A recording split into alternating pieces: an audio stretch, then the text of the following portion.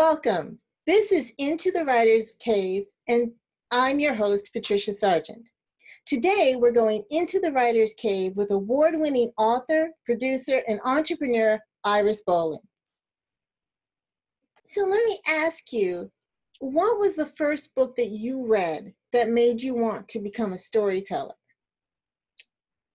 If Beale Street Could Talk. And that was, I think I was in junior high school, or see, I'm going to tell my age. But I think I was I don't care.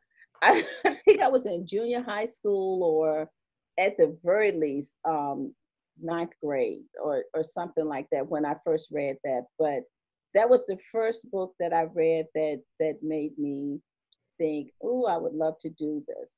But then, of course, that, kind of washed away, and we all get into our careers and things of that nature. But then I read Topaz by Beverly Jenkins. It just, so I want to do this. I want to make people feel like this, because I remember how I felt about that book at the time, and how I still feel about it when I go back and read it now. So how do you feel about it? How did it make you feel? It made me look at life a little differently, and I'm gonna tell you why. Because the way that Beverly Jenkins describes her men and her love scenes, it is like, oh my God, this really exists. This is here. Oh, that's what it made me feel like. And then the other thing about Beverly's books is the historical information that is in every one of her books, even if you do her contemporaries. The historical information is wonderful. And the one thing that I've always tried to do with every book that I've written is to give something to the reader that they may not have known about a particular topic. Like Beautiful. The Heart series is politics. And there's things that we talk about local politics and and state politics, not just the presidential election. Excellent. We talk about things, and I got that because that's what Beverly did to me. With every book that I read of hers, I learned something. And so that's something that I like to do in every story that I write. Excellent. Yeah. Now, I'm glad that you brought up the knowledge that readers have even after they leave your story. Right. And with your with one series you have the politics, then you have another series that touches on the banking, yes, which is also very important for people to understand. Yes, they need to know how.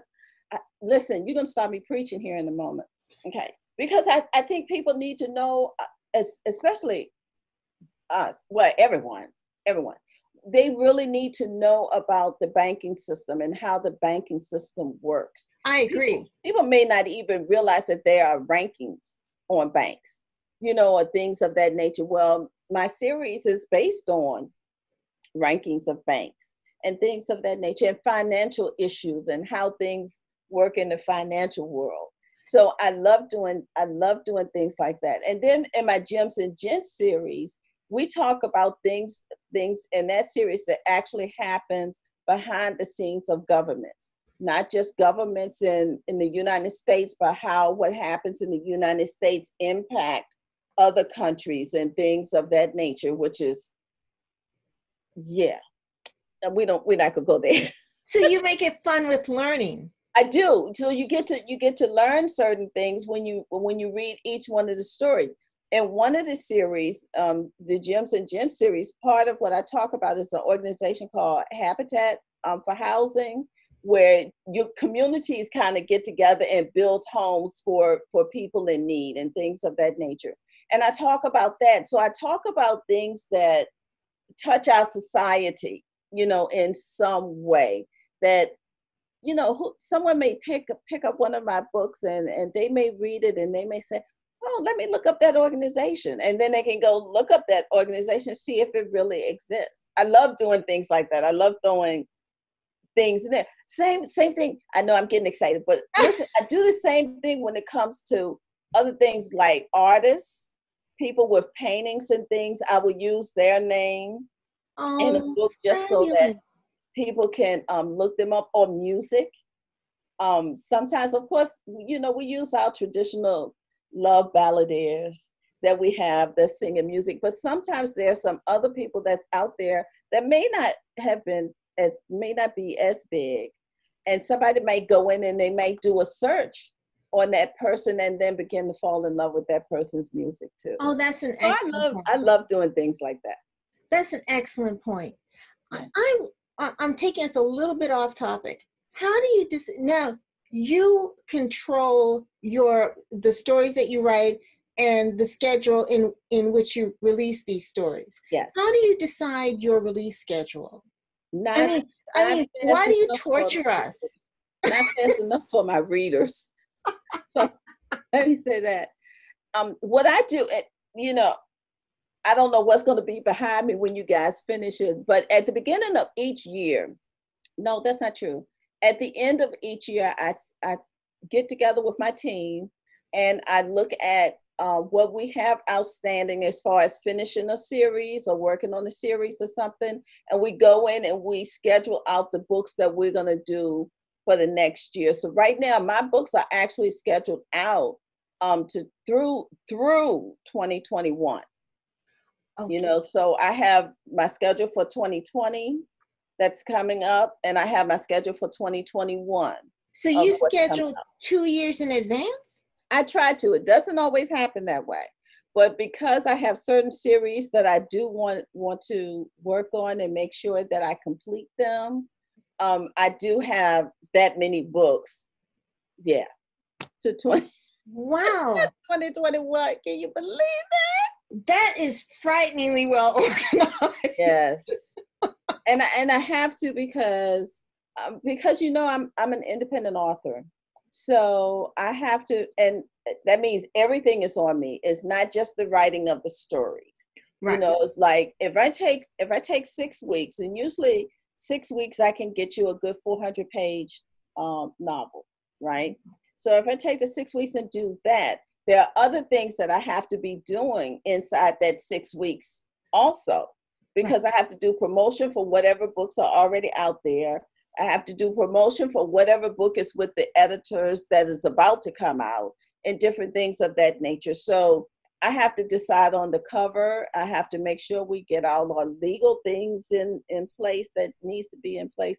And of course, I have to do those business things, like paying taxes and having accountants and yeah, I have to do all that. So I have to plan it out. I say that to say that, I have to be organized and I have to plan it out. And I'm one of the most disorganized people that you will ever meet. That's not true. It is so true. But I do have people who help me tremendously. I do have people around me that help me a lot. So I do have to plan out. I don't find you to be disorganized at all. No, I cannot let that slander go unchallenged. The madness that's going on in this office. So, well, when you're writing, is there like a first reader that you can hear in your head who is helping you through maybe little plot points or character development points? I do. I do. I have my first reader is just to give you a general description. My first reader is somewhere in the age range of 30 and 60. 30 and 60. And what I'm thinking was most times I'm thinking about, like the book I just finished, I'm thinking about those teachers because it's about education. The one I just finished about education. So I'm thinking about teachers on their lunch break, if they get one, or teachers that just need to unwind once they get home from work, and I'm thinking about that story and what would make their day when they sit down and they read that story. So my first reader changes with whatever book it is that I'm writing. I can't say that. So my first reader, it changes with whoever it is that I'm writing that book for. That's very interesting, I think. To go back to the previous question, I apologize for jumping around a little bit, but thank you. You told us that you try to schedule 2 years out. I try. But how do emphasis on try? How do you decide which series to work on? How to schedule your series? Because you're juggling multiple series at the same time. Right. And what I generally do is I will do a book out of a series each year. Sometimes you may get 2 out of that series, depending. And then somewhere in between, because just like they said, okay, make plans. If you really want to make God laugh, make plans. Sometimes something happens and say, oh wow, I have to do a novella. And then that's my dog barking. Then I have to do a novella. And then that will interfere with whatever it is that I had out there on the schedule. So sometimes, even though I may plan certain things out, and I try to make sure I hit a series, one book out of each series each year. That's what I try to do. But sometimes something may hit me and say, okay, I got to get the story off my mind. Remember at the beginning, I told you they'd be talking to me? Well, if one is really, really punching me, then I have to make sure that I'm able to go and get that story out before I can even go to another story. Of course. Quick segue. What's your puppy's name? Roxy. You hear her, and she's actually downstairs. Oh, that's funny. She's downstairs. What kind of puppy is she? She is Labrador Retriever and she's Lab and Golden Retriever. Oh. She's a mix of Lab and Retriever. And how old is she? She is 5 years old. Oh, she's a baby. She's a baby. She thinks she's a baby, but she's big. And she thinks I will be sitting here writing, and she would come over on the side of me and start climbing up on my lap. And I'm like, really? So suddenly your book has to take a quick commercial break. Yes, it has to take a quick break, because she wants her attention at that time. Oh, that's funny. But they do wrap us around their little fingers, their little paws. They do.